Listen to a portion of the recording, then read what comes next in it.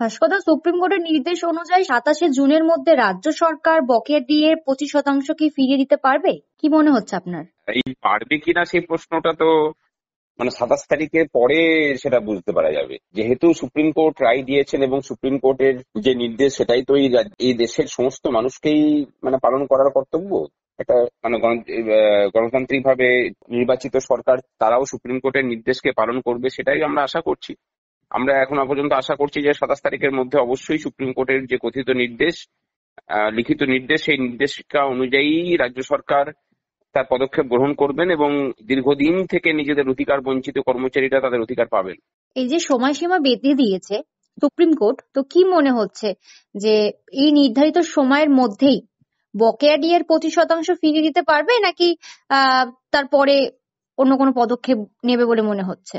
যদি 25 তারিখের মধ্যে না দেয় তাহলে যা পদক্ষেপ নেওয়ার তাহলে সেটা তাকেই আগেই করতে হবে, তারপরে করার আর কোনো অপশন নেই। তারপরে যেটুকু করা সেটা, সেই অপশনটা কিন্তু কর্মচারীদের হাতে।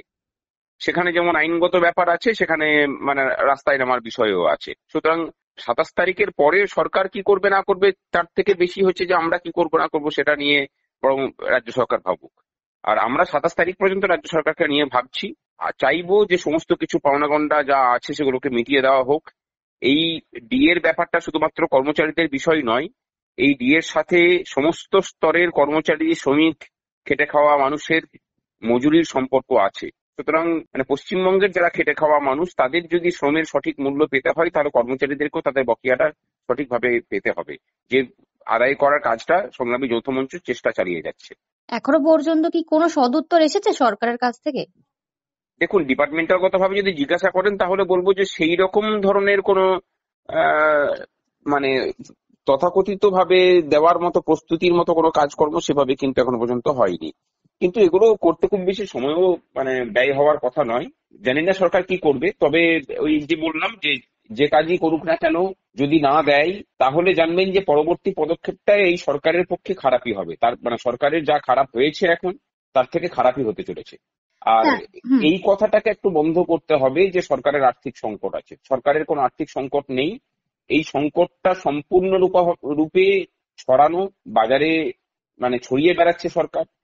ধরুন একজন বাবা তার সন্তানকে নিয়ে বাজারে গেছেন, সন্তান যদি দেখে যে বাবার পকেটে 500 টাকা আছে, তখন সে হয়তো কোনো নামকরা কোম্পানির কোনো ডার্ক চকলেট খেতে চাইলো, কিন্তু বাবা যদি এর কাছে কান্নাকাটি করে এটা প্রমাণ করতে বিশ্বাস করিয়ে নিতে পারে যে না, তার কাছে সত্যি করেই প্রমাণ নেই, তাহলে ললিপপ ধরিয়ে দিলেই ছেলে খুশি হয়ে যায় যে ঠিক আছে, বাবার কাছে যা ছিল সেখান থেকে ললিপপই আমি খুশি। পশ্চিমবঙ্গ সরকার এই ন্যারেটিভটা তৈরি করতে খুব ভালো করে সমর্থ হয়েছে এবং রাজ্যবাসীকে বোঝাতেও সমর্থ হয়েছে যে সরকারের কাছে টাকা নেই, এবং পশ্চিমবঙ্গবাসী সেটা বুঝেছেন বলেই হাতে ললিপপ ধরিয়ে রেখেছে প্রত্যেকটা ক্ষেত্রে।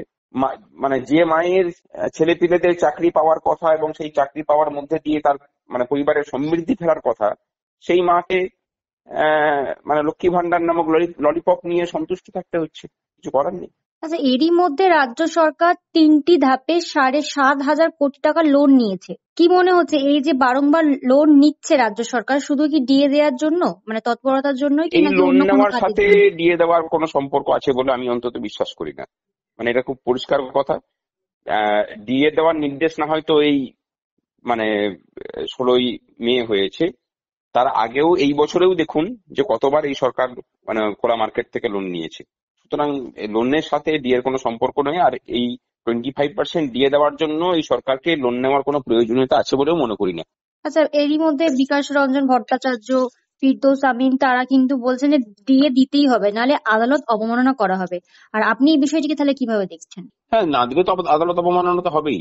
এই মামলাতে সংগ্রামী যৌথ মঞ্চ আছে, সুতরাং আমরাও তৈরি হচ্ছি সেটা নিয়ে।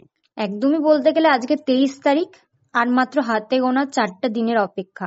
এখনো পর্যন্ত বলছেন কোনো সদুত্তর পাননি, তাহলে কি করবেন পরবর্তীতে? 27 তারিখ পর্যন্ত দেখবো। এরপরে না হলে আমাদের পক্ষ থেকে আদালত অবমাননার মামলা যেমন হবে, ঠিক একই রকম ভাবে পথে নামার কর্মসূচিও ঘোষিত হবে। আপনারা বারংবার রাস্তায় নেমেছেন, বিশেষ করে আপনাদের ডিএ মঞ্চ, যারা শুরু থেকে বকেয়া ডিএ এর দাবির ভিত্তিতে রাস্তায় নেমেছেন, আন্দোলন করেছেন। তো সেক্ষেত্রে যদি 25% বকেয়া ডিএ না মেটায় রাজ্য সরকার, তাহলে কি করবেন? না মেটালে বললাম তো যে তীব্রতর আন্দোলনের জন্য রাজ্য সরকার তৈরি থাকুক, মানে তারপরে যে কি দশাটা হবে সেটা রাজ্য সরকার বুঝবে, এটুকু বলে রাখলাম। শুধু কোনো হুমকি নয় এটা, মানে আমরা পছন্দ করি না হুমকি দেওয়ার। যে কথাগুলো বলি সে কথাগুলো আজকে 2.5 বছর ধরে যা বলেছি সেগুলোই করে এসেছি, ভবিষ্যতেও সেটাই হবে। 27 তারিখ পর্যন্ত অপেক্ষা করুন, সেই পর্যন্ত সাসপেন্স জারি থাক।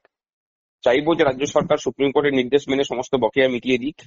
যদি না মেটাই তাহলে তার পরবর্তী যে পদক্ষেপ হবে সেই পদক্ষেপে তাদের কিছু করার থাকুক বা না থাকুক, কর্মচারীদের অনেক কিছু করার থাকবে।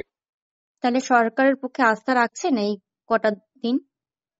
সরকারের উপর আস্থা নেই, আস্থা নিজেদের প্রতি আছে।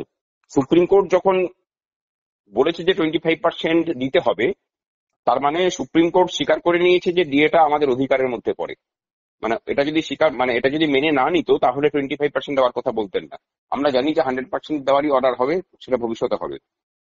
কিন্তু এই যে 25% দেওয়ার অর্ডার হয়েছে, সেটা মানে সরকার দিতে না চাইলেও সুপ্রিম কোর্টের রায় সত্ত্বেও আদায় করে নেওয়ার ক্ষমতা অন্তত সংগ্রামী যৌথ মঞ্চ সহ কর্মচারীদের আছে।